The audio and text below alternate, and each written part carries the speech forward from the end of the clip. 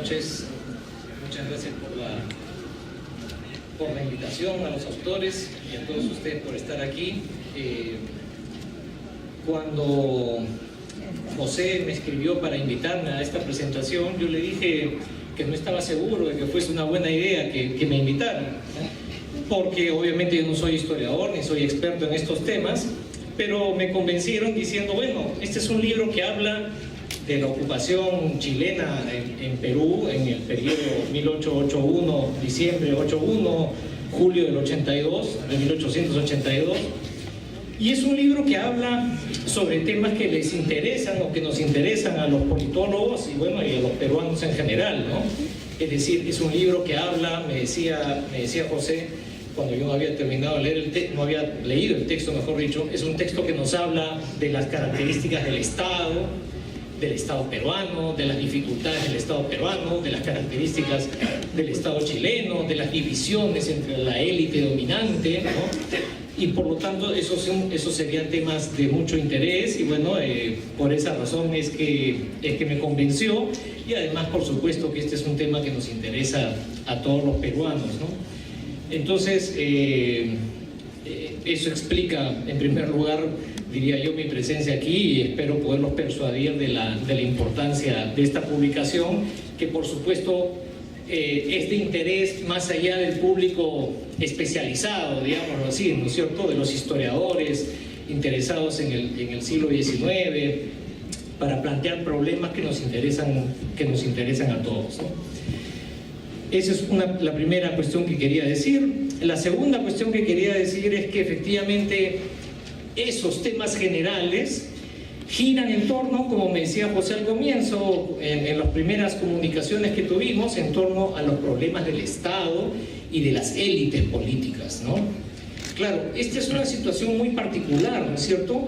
Estamos en el contexto de una guerra en donde el Estado peruano está perdiendo, ¿no es cierto? No ha podido evitar que su territorio sea ocupado, el ejército invasor chileno se asienta en Lima, ¿no es cierto?, y en fin, y se expande por la costa peruana, y por lo tanto el Estado peruano como tal ha perdido, digámoslo así, su integridad.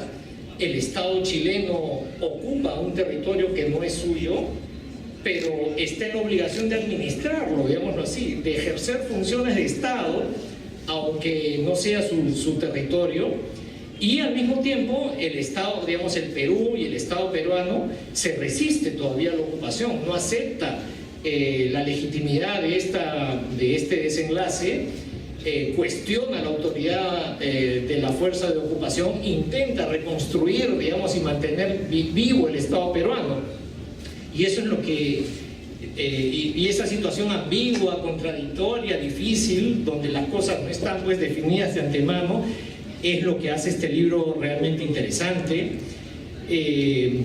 Fíjense ustedes que este es un tipo de situaciones que uno piensa en otros países, que se da, por supuesto, en otros países, en Europa y en muchos otros contextos, por ejemplo, en situaciones en donde los estados colapsan o los estados desaparecen, ¿no? Piensen ustedes en lo que ha sucedido en las últimas décadas en Europa Oriental, después de la desaparición de la Unión Soviética, ¿no es cierto? Tenemos entidades estatales que de repente dejan de existir y la población sigue necesitando de ejercer derechos, acceder a servicios, y todos se tienen que reacomodar a un nuevo orden político, ¿no? Bueno, esta es una situación que de alguna manera nos recuerda ese tipo de problemática, ¿no? Es decir, el Estado, por más que haya perdido sustancia, necesita igual recaudar impuestos, necesita financiar acciones, los ciudadanos requieren acceso a la seguridad, acceso a la justicia, ¿no es cierto? Eso no cambia durante el contexto de la ocupación, y cómo es que se resuelven estos asuntos es un tema realmente interesante. Y pone realmente a prueba la capacidad de los estados, ¿no es cierto? La capacidad, Michael Mann llamaría, un sociólogo llamaría la capacidad infraestructural del Estado, ¿no? Es decir, estas funciones básicas que tienen que ver con el trato con los ciudadanos tienen que mantenerse a pesar de que la superestructura, por así decirlo, política, esté totalmente en veremos, ¿no? O sea, los pies del Estado tienen que seguir caminando, aunque la cabeza no esté definida. Y entonces es una situación muy tensa que nos permite hacer una buena radiografía de la consistencia del Estado peruano, ¿no? Sobre esto volveré más adelante. Y el otro gran tema, por supuesto, que les había anunciado, es el tema de las divisiones al interior de las élites políticas, ¿no? Nosotros sabemos la historia general de este periodo, ¿no es cierto? Perú entra a la guerra, tiene como presidente a Mariano Ignacio Prado, después del viaje de Prado, de las derrotas militares, se da el golpe de Estado con Nicolás de Piérola. Piérola, como ustedes saben, de facto gobierna el Perú y dirige la resistencia frente a la invasión chilena una vez que perdía la batalla del sur. Pero perdido Lima, también el liderazgo de Piérola entra en cuestión. Piérola se tiene que ir hacia la sierra, y en ese contexto es que aparece la coyuntura del libro, ¿no? Finales de 1881, la primera mitad de 1882, donde hay una autoridad bicéfala, ¿no es cierto? Se forma un gobierno provisional en Lima con García Calderón, al mismo tiempo que Nicolás de Piérola sigue reivindicando su carácter de jefe de Estado, y son meses confusos en donde hay una especie de bicefalía, en donde algunos sectores reconocen al gobierno, digámoslo así, de Piérola, y otros reconocen a García Calderón. García Calderón finalmente no puede continuar ejerciendo la presidencia, digámoslo así, y Lizardo Montero es el que asume finalmente el mando. Y a lo largo de estos meses que retrata la correspondencia y los documentos que se ven en el libro, se ve cómo finalmente las cosas se van decantando hacia la autoridad de Montero, y finalmente Piérola termina dejando, digámoslo así, el poder, ¿no? Entonces es un momento muy particular, muy tenso, muy difícil para el Perú, y en donde, como les decía, alrededor de la definición del foco de legitimidad del Estado es que uno puede ver, uno puede radiografiar varios de los problemas, ¿no? Las divisiones de la élite, no solamente en Lima, sino también la heterogeneidad y las divisiones en todo el territorio del país, porque asentar la legitimidad, digamos, el liderazgo de Piérola o el de García Calderón y Montero implicaba una serie de negociaciones y acuerdos con diferentes poderes regionales, ¿no? Y esa historia está bien contada aquí, es muy interesante. No solamente hay un tema de construcción de legitimidad al interior del territorio, con los diferentes intereses sociales y políticos, sino también hay una historia paralela que tiene que ver con la legitimidad y el reconocimiento internacional de otros estados, ¿no? Porque países vecinos, los Estados Unidos y otros actores, finalmente tienen que definir también quién es el que representa al Estado peruano. Finalmente, cualquier tipo de negociación con el país invasor tiene que ser liderado por quién, ¿no es cierto? Y en estos meses es que se va decantando la legitimidad del gobierno de García Calderón, a favor del gobierno de García Calderón y de Lizardo Montero, ¿no? Entonces, como les decía, nos permite ver muy bien este tema de las divisiones y de los problemas al interior de la élite peruana, ¿no? Y bueno, dos puntos más que quiero resaltar es que, aunque los autores no son totalmente explícitos en la discusión que hacen en el prólogo, en el ensayo introductorio, hay un par de temas que me parece que se pueden abordar con la información que está presente en esta documentación tan interesante, ¿no? De un lado, y que yo quiero resaltar, ¿no? De un lado nos pone sobre la mesa la discusión sobre cómo entender el papel de la élite peruana, del nivel de integración nacional que tenemos en el país, que es puesto a prueba en estos años, ¿no? Los autores dicen algo que coincide con lo que ya sabemos, con la investigación de la cual disponemos, ¿no? Perú entra en la guerra y se mete en dificultades en la guerra, y eventualmente tiene derrotas en la guerra por problemas de divisiones políticas, ¿no? Eso es algo que ha sido resaltado mucho. Pero la gran pregunta es, ¿hasta qué punto esas divisiones en las élites son realmente la causa de todos los problemas? ¿Y hasta qué punto esa irresponsabilidad, ese cortoplacismo de las élites políticas son las que explican los males, ¿no?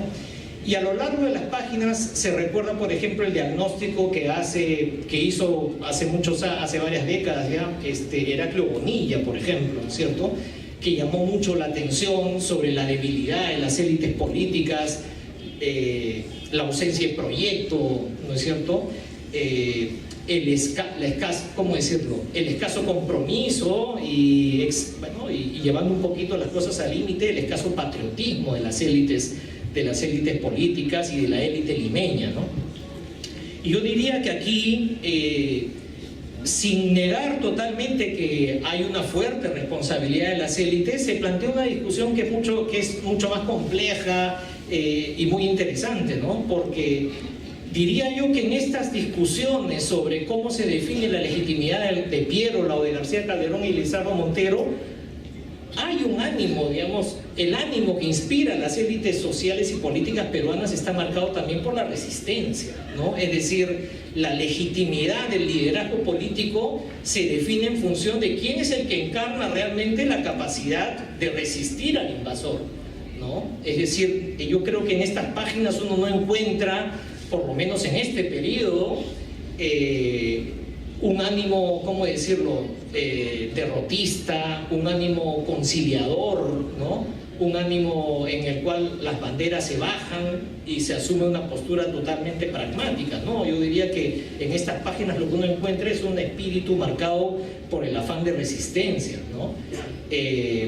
García Calderón mismo, que supuestamente iba a ser un títere manejado por los chilenos, asume posturas muy firmes en términos de no aceptar cesiones territoriales de no hacer concesiones territoriales a los chilenos, y por lo tanto el panorama es mucho más matizado, ¿no? Si es que al inicio del conflicto se le puede adjudicar a la irresponsabilidad y a la frivolidad, digámoslo así, de la élite dirigente y de la élite limeña, digamos, las desventuras de la guerra, creo que en estas páginas uno encuentra un panorama mucho más matizado, mucho más marcado por la resistencia y por la lucha por construir la autoridad política estatal peruana que pueda hacerle frente, ¿no es cierto?, a la invasión chilena. Y todas las páginas y creo que hasta el año 82, y creo que en lo que sigue,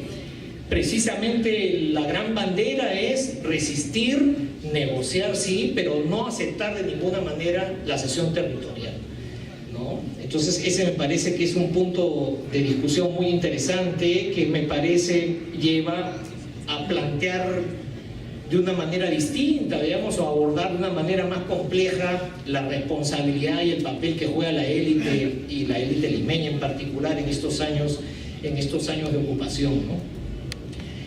Y creo que también es bien, ese es un gran tema que me parece que es un aporte a la discusión que hace el texto.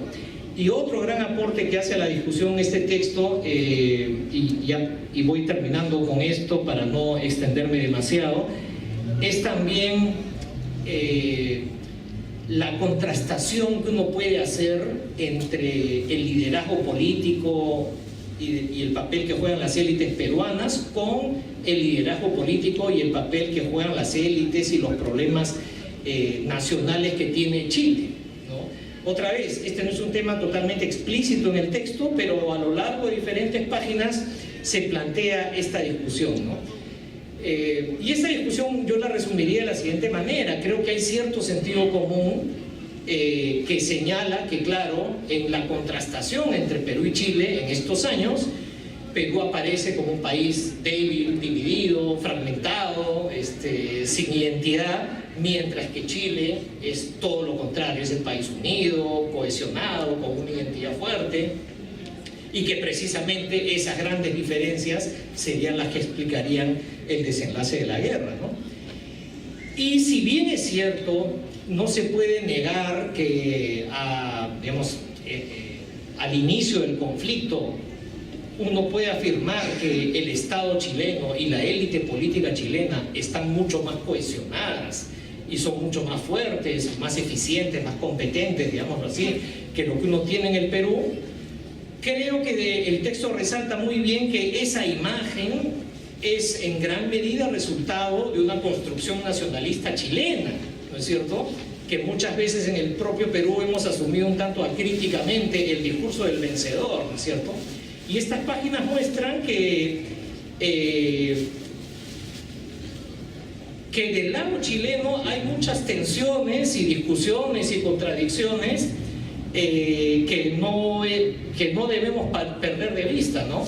Por ejemplo, durante los años de la ocupación, en Chile se discute cuál es la racionalidad de la ocupación, porque la ocupación es costosa también para los chilenos, ¿no? Chile tiene que mantener un ejército de ocupación, tiene que hacerse cargo de la administración del Estado peruano.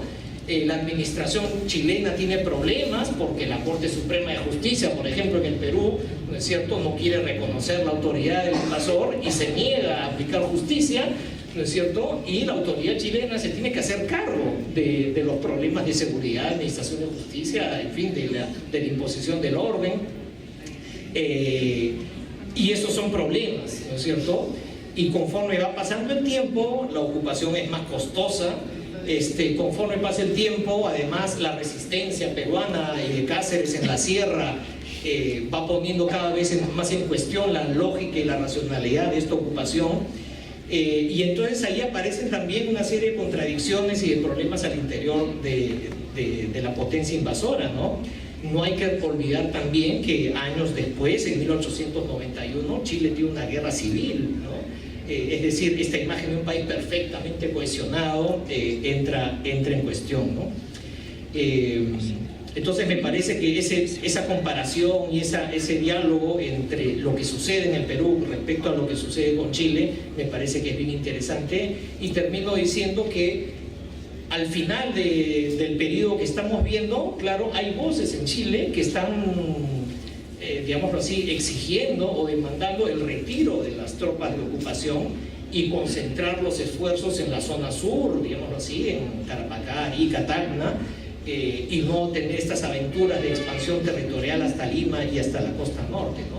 Y en algún momento se dice que algunas presiones de sectores internos chilenos incluso estaban dispuestos a ceder Tacna, ¿no es cierto?, al lado peruano para evitar una ocupación tan larga, ¿no?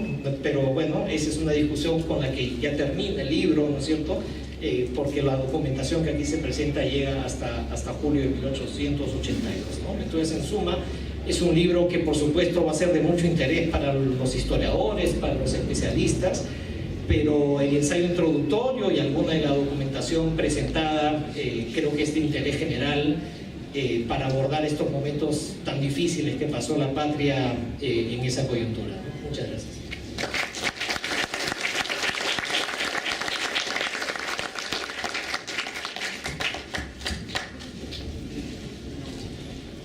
Estimados José, doctor de la Fuente, Martín, señoras y señores, estoy realmente honrado con participar en esta presentación, un libro aparte de dos personas que aprecio durante tanto tiempo desde mi formación como historiador en la Católica, en particular el doctor de la Fuente, quien fue mi maestro en repetidas ocasiones.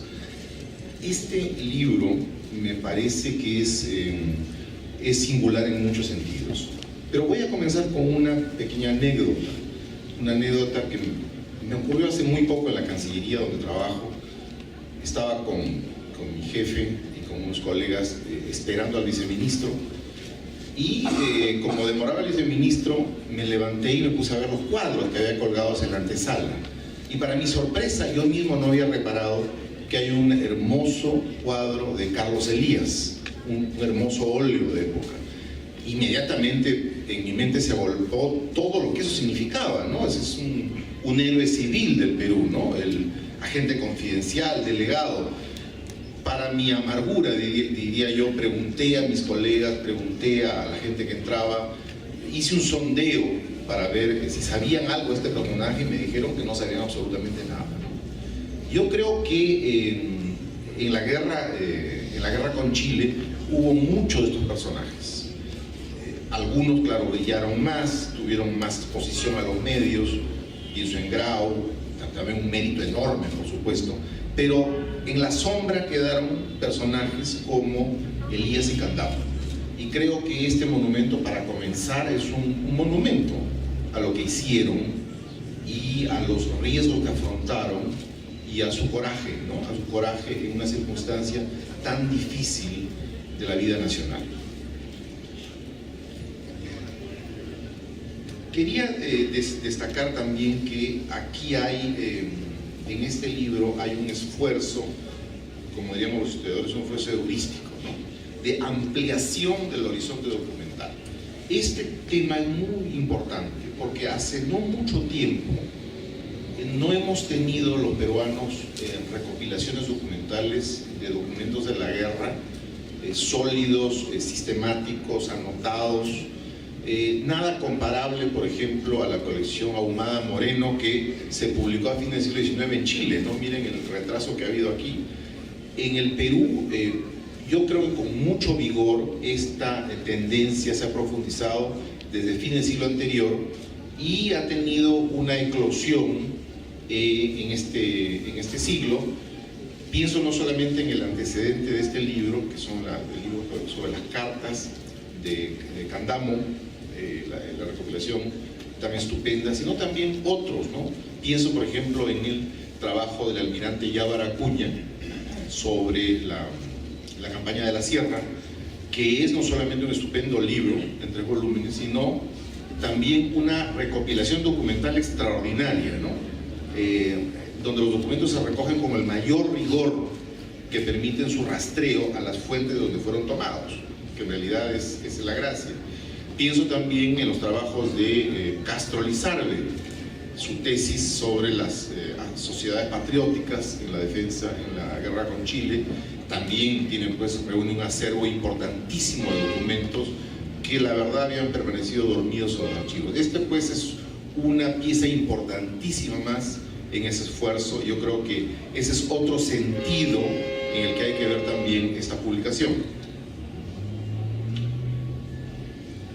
No quiero dejar de mencionar un esfuerzo honesto, porque ha habido casos, lamentablemente, y no voy a mencionar los nombres ni los casos, en los que por diferentes circunstancias se han omitido documentos, ¿no? Se omiten. Recuerdo a un historiador, por ejemplo, que era en los años 80 de orientación más bien izquierdista, vio un documento en el cual Andrés Avelino Cáceres aparecía diciendo que él respetaba la propiedad privada, porque la respetaba realmente, así lo dice literalmente, y él simplemente suprime el documento de la colección documental, ¿no? También hay casos de documentos apócrifos que uno se acerca y les dice, bueno, perdón, este es un documento apócrifo, no es del autor, no, se insiste en publicarlo, ¿no? O sea, hay un sentido de rigor que es claramente manifiesto aquí, ¿no? Y supera estos casos que se han dado en el pasado. Hubo autores, por ejemplo, Alain Zapasoldán, para mi asombro, veía que párrafos enteros eran suprimidos de cartas de Cáceres o de Recabarren, ¿no? Eso uno solo lo puede averiguar cuando compara la carta con el archivo y el documento original, ¿no? Entonces ahí aparecen, digamos, además las motivaciones por las cuales se mutilaron los documentos. Repito, es un caso que marca la pauta de honestidad y de reproducción integral y crítica de los documentos. También quisiera destacar que junto con los documentos de la delegación y de la agencia confidencial, este trabajo tiene una presentación que es en realidad una extraordinaria narración, más que modestamente lo presenta como una contextualización de los documentos, es mucho más que eso, ¿no? Es una narración política. No son muchas las narraciones políticas que hay sobre este tema, porque lo complejo consiste en la cantidad de aristas que tiene. aristas frente a la situación de los chilenos, frente a la vida nacional interna, frente a la propia agencia confidencial de la delegación, frente a los temas internacionales. En fin, yo creo que ha habido una narración muy útil, muy clara, que además tiene otra virtud, seguramente pasado desapercibida, pero para mí es muy importante: incluye mini biografías. Hay tantos personajes en este proceso que estas mini biografías que aparecen como notas a pie de página son utilísimas para ubicar aún con más claridad los personajes. Los personajes pues deben ser vistos tanto en su carácter único como insertos en el conjunto, ¿no? Este es un esfuerzo que sin duda está cada vez más profundizando cada vez más en el Perú, y este es otro gran aporte del libro, ¿no? Esta extraordinaria narración política desde fines de 1881 hasta que Candamo y Elías son capturados por los chilenos a mediados del siguiente año, 1882. En cuanto a los temas de fondo, quisiera destacar en primer lugar que este trabajo hecho por la delegación, que también fue agencia confidencial, los dos fueron, Elías y Candamo fueron agentes delegados de agencias confidenciales, hizo un trabajo extraordinario en tándem con las fuerzas militares del interior, específicamente con Cáceres. Una de las evidencias de este libro es esa estrecha relación que había a nivel de oficios, a nivel oficial, ¿no? Se ve, por ejemplo, que Cáceres recibió recursos que fueron enviados, y también a veces se le decía no hay recursos, pero en todo caso había la conexión, había el espíritu de equipo, cosa que a veces se ha negado. Este documento confirma que y no solamente fue una muestra del renacimiento del Estado, ¿no?, sino que lo más importante para mí es que significó un cambio en la política chilena. Cuando uno estudia la documentación chilena, los discursos en el Congreso en Chile, inmediatamente después de las derrotas de San Juan y Miraflores, de la campaña de Lima, uno se encuentra realmente asombrado con ideas darwinianas, socialdarwinianas, orientadas a convertir al Perú en una especie de protectorado. Hay el ministro de guerra en campaña que combatió en Miraflores, Vergara, se presentó después, viajó a Chile y habló en el Congreso de Chile y mencionó algo así como que hay pueblos que por naturaleza, es el darwinismo, ¿no?, que por naturaleza, entre comillas, están destinados a ser subordinados a otros, ¿no? Esta idea flotó en el ambiente bastante, mucho, ¿no?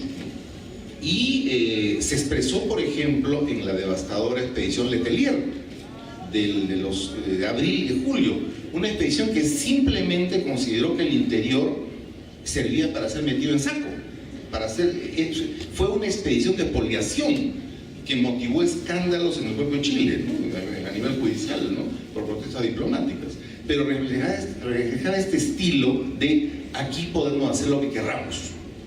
Bueno, el trabajo de Elías, el trabajo de Candamo, el trabajo del gobierno provisorio en coordinación con el trabajo militar de las fuerzas del interior, especialmente de Cáceres, fue pues como una especie de pared para el Estado chileno, ¿no? O sea, en la sierra las fuerzas chilenas entraron de la misma manera en que una mano entra a un avispero, ¿no? Bueno, ¿qué pasa cuando una mano entra a un avispero? Pues simplemente pues salen las avispas y el hombre tiene que correr, ¿no? Algo parecido ocurrió con este trabajo en conjunto. De hecho, el 17 de julio de 1882, toda una división chilena huyó de la sierra, huyó por la presión de Cáceres, que había, y también es de notar, como menciona en este libro, que a los pocos días de ese retiro, de esa victoria, de esa recuperación del Valle del Mantaro, Cáceres se dirige de manera muy especial y con mucho detalle a los delegados, o sea, Candamo y Elías. Esto me parece muy importante, ¿no?, y a veces se deja de lado. Lo que quiero subrayar es que representó un punto importante en la guerra, los esfuerzos de guerra. No fue simplemente una cuestión de principio, no fue simplemente puro valor, tuvo un efecto concreto, ¿no? Y eso se ve cuando uno estudia las fuentes chilenas, también lo que mencionó Martín, sobre esta idea de Chile de retirarse a la línea de Sama, ¿no? Justamente se retira, empiezan a retirarse, salir de Lima, salir del norte, cuando sienten pues esta pared de la sierra, ¿no? Resulta que la resistencia de la sierra había sido inesperada completamente para ellos, ¿no? No solamente, repito, por la sierra, por los pobladores valientes de la sierra, sino por este trabajo de equipo que hubo a nivel de la delegación. Otro tema también quisiera mencionar, también se trata acá, es de la mediación estadounidense. La mediación estadounidense, y eso sí quisiera, digamos, contribuir a añadir alguna información sobre este punto, fue en realidad desde el comienzo una esperanza vaga. Si uno, digamos, una persona acostumbrada a ver esos temas internacionales, ve por ejemplo, las instrucciones que recibió el embajador o el ministro Harwood para llegar al Perú, que le dio Blaine en Estados Unidos, uno se da cuenta inmediatamente que las motivaciones de Estados Unidos eran dos. Primero, evitar que los europeos metieran su nariz en los asuntos del Pacífico, sobre todo los británicos. Nos hemos olvidado del contexto a veces. En ese tiempo, los diplomáticos estadounidenses eran anglófobos, tenían abuelos o bisabuelos que habían peleado en la feroz guerra de independencia de Estados Unidos. O sea, Blaine detestaba a los británicos, el secretario de Estado, ¿no? Y también Harwood. O sea, en Lima casi no se hablaba con la clase de San John, era como un enemigo para ellos. Entonces, primera motivación, que los europeos no se metan, sobre todo los británicos. Segunda motivación, pues abrir el campo al comercio británico en el Pacífico y en el Perú, evitar que los europeos se consoliden comercialmente en el Pacífico. Pero hasta ahí nomás, ahí quedaba. O sea, pensar en un envío de tropas, de barcos estadounidenses en el Perú era simplemente una quimera. Como digo, basta ver las instrucciones para darse cuenta que eso era imposible, ¿no? O sea, el interés de Estados Unidos solo llegaba hasta cierto límite. Por eso, desde el comienzo de esa mediación estuvo condenada a fracaso y generó excesivas esperanzas, incluso en Cáceres, ¿no?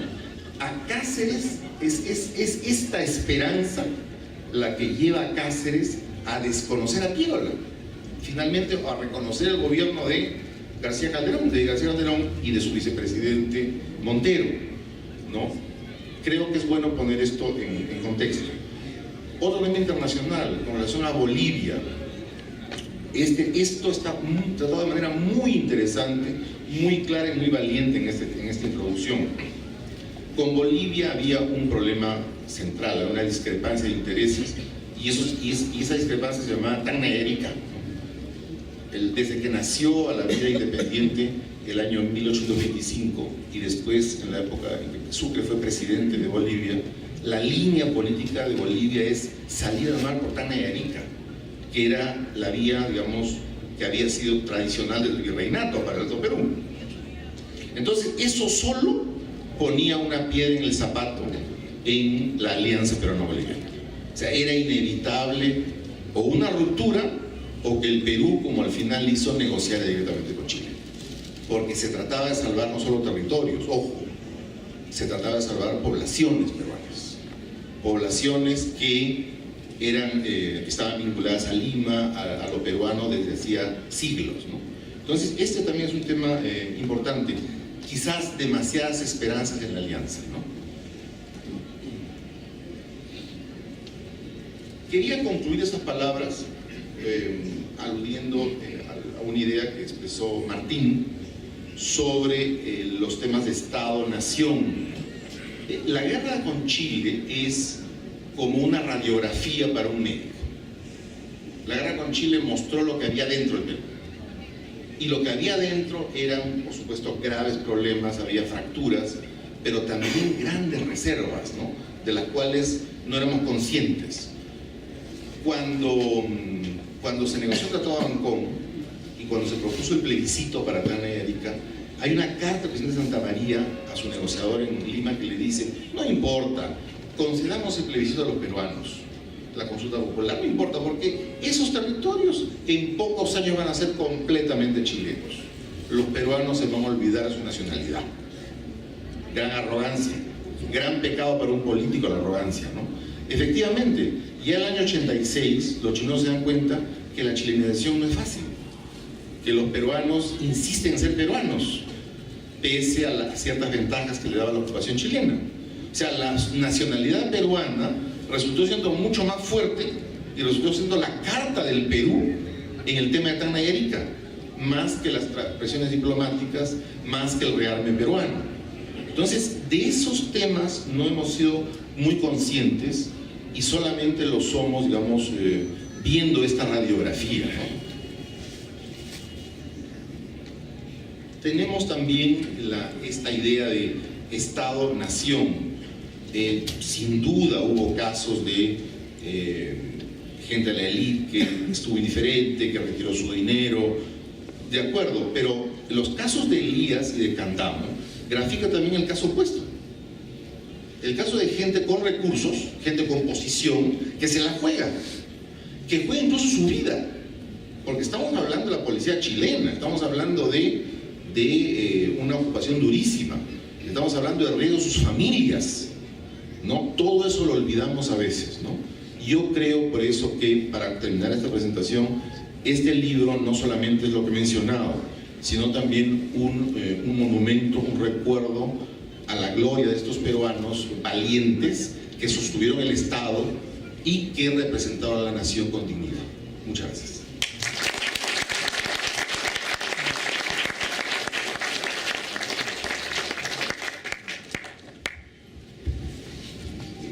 Bueno, mi papel en esta oportunidad es básicamente agradecer en nombre de mi padre y en el mío propio, en primer lugar a Martín y a Hugo. Realmente han hecho una brillante presentación.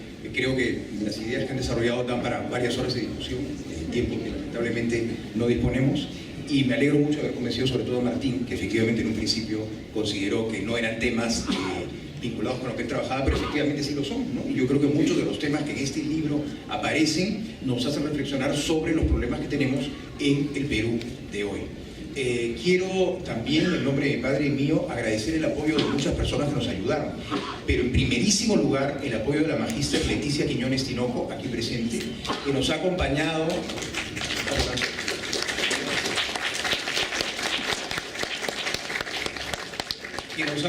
desde hace ya creo que 16 años, ¿no? Un poquito más quizás, en estas investigaciones que iniciamos mi padre y yo, y que tienen una historia muy curiosa, porque fue el año 99-2000 cuando mi padre me dijo: oye, vamos a ver estos papeles que me dio mi abuela el año 1936, ya que el 2004 se cumplían 100 años de la muerte de Manuel Candamo. Entonces me dijo: ¿por qué no hacemos un libro con las cartas de Manuel Candamo? Claro, al final no fueron 4 años de trabajo, sino 8. El libro salió en el 2008.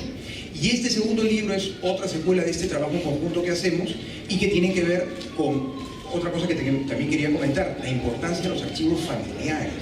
Estamos rescatando archivos familiares. Muchas familias tienen papeles que, bueno, a veces lamentablemente seamos Elías, cuando él está desterrado, detenido por los chilenos en Chillán, en Chile, donde se queja, ¿no?, de cómo el servidor público no es reconocido, ¿no?, cómo efectivamente no hay un reconocimiento, y ese es un tema también que podría perfectamente aplicarse al Perú de hoy. Otro tema también es el tema de la evolución de sus ideas con respecto a la cesión territorial. Por ejemplo, hay autores que dicen que con el grito de Montán toda la élite limeña pues saltó de alegría porque iba a terminar la guerra, y vemos acá cómo Manuel Candamo tiene unas frases terribles en sus cartas desde Chile contra Iglesia, por ejemplo. Más adelante ya como que va entrando, digamos, va aceptando que ya no hay otra solución que la cesión territorial. De manera que yo creo que ese es un libro y un material, una documentación que nos brinda bastantes lecciones para hoy. Creo que las preguntas que ha planteado Martín son cruciales y dan para muchísima discusión. Este tema efectivamente del papel de la élite en la guerra, ¿no? Y todo el tema efectivamente de la posición chilena frente a la guerra, ¿no? De tal manera que, como el tiempo apremia, solamente quiero volver a la primera idea, ¿no?, que es la de los agradecimientos a las personas que he mencionado, y bueno, la verdad es que es muy satisfactorio ver el interés que este libro ha suscitado, y tenemos, mi padre y yo, un tercer proyecto, pero que todavía requiere, espero que no 8 años más, sino un poco menos. Vamos a ver si nos apuramos un poco, pero la idea es exhumar el material, no solamente del archivo de Manuel Catamo, sino el archivo de un personaje olvidado, que fue un personaje muy interesante, que es José Agustín de la Fuente y Cortés, que es el otro abuelo de mi padre, cuyo archivo también tenemos, que fue director de la penitenciaría de Lima durante la ocupación chilena, y tuvo mucha relación una relación muy tensa con los chilenos en esa época, y cuya documentación merece también ser puesta de relieve. Son esos personajes como de segunda fila, no grandes personajes políticos, personajes más discretos, pero que tuvieron muchos puestos públicos y que realmente estamos viendo el otro día, por ejemplo, cómo él fue cónsul de Perú en Venezuela a los 21 años y conoció al general Páez en Venezuela y cuenta sus entrevistas con Páez, ¿no? Una cosa realmente increíble, ¿no? Y cosas de ese tipo, ¿no? Publicó como 60 artículos en El Comercio entre el año 1890 y 1905, que también estamos exhumando. De manera que el interés de ustedes por este libro nos anima a seguir en este trabajo y a profundizar en la historia peruana, que es tan interesante y tan compleja. Y por supuesto, no quiero terminar sin agradecer a todos su interés y su presencia. Gracias.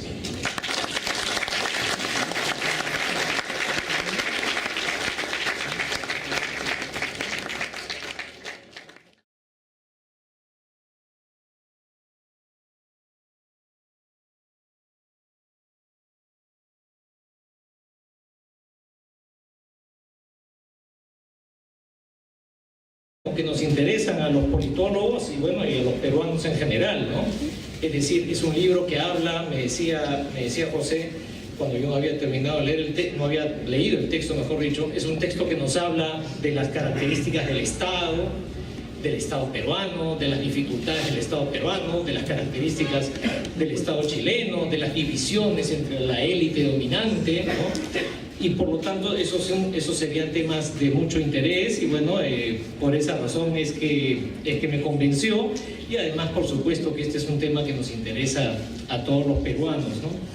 Entonces eso explica en primer lugar, diría yo, mi presencia aquí, y espero poderlos persuadir de la importancia de esta publicación, que por supuesto es de interés más allá del público especializado, digámoslo así, ¿no es cierto?, de los historiadores interesados en el siglo XIX, para plantear problemas que nos interesan a todos, ¿no?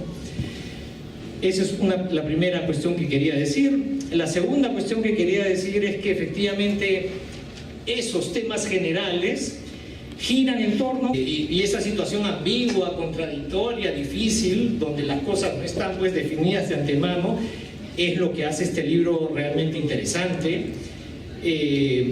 Fíjense ustedes que este es un tipo de situaciones que uno piensa en otros países, que se da, por supuesto, en otros países, en Europa y en muchos otros contextos, por ejemplo, en situaciones en donde los estados colapsan o los estados desaparecen, ¿no? Piensen ustedes en lo que ha sucedido en las últimas décadas en Europa Oriental, después de la desaparición de la Unión Soviética, ¿no es cierto? Tenemos entidades estatales que de repente dejan de existir y la población sigue necesitando de ejercer derechos, acceder a servicios, y todos se tienen que reacomodar a un nuevo orden político, ¿no? Bueno, esta es una situación que de alguna manera nos recuerda ese tipo de problemática, ¿no? Es decir, el Estado, por más que haya perdido sustancia, necesita igual recaudar impuestos, necesita financiar acciones. Los ciudadanos requieren acceso a la seguridad, acceso a la justicia, ¿no es cierto? Eso no cambia durante el momento.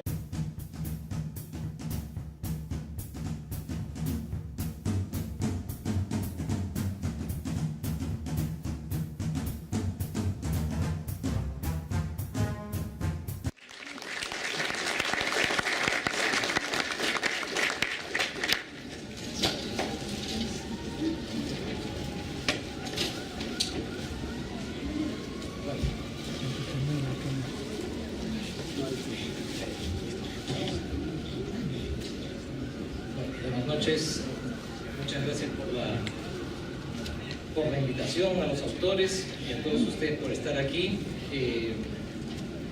Cuando José me escribió para invitarme a esta presentación, yo le dije que no estaba seguro de que fuese una buena idea que me invitaran, ¿no? Porque obviamente yo no soy historiador ni soy experto en estos temas, pero me convencieron diciendo, bueno, este es un libro que habla de la ocupación chilena en Perú en el periodo 1881, diciembre 81, julio del 82, de 1882, y es un libro que habla sobre temas que les interesan durante el contexto de la ocupación y cómo es que se resuelven estos asuntos. Es un tema realmente interesante y pone realmente a prueba la capacidad de los estados, ¿no es cierto? La capacidad, Michael Mann llamaría, un sociólogo llamaría la capacidad infraestructural del Estado, ¿no?